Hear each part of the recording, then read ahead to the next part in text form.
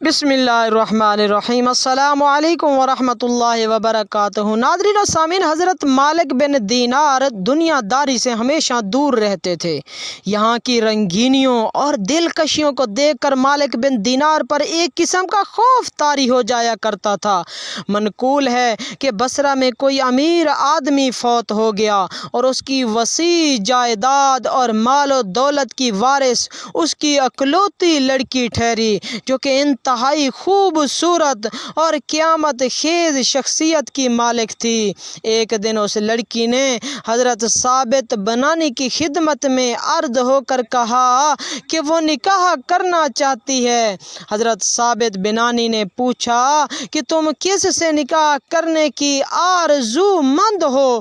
اس پر لڑکی نے جواب دیا، میری خواہش ہے کہ مالک بن دینار سے میرا نکاح ہو جائے، کیونکہ وہ پرہیزگار، دیندار اور ذکر الہی میں مصروف رہنے والے انسان ہیں۔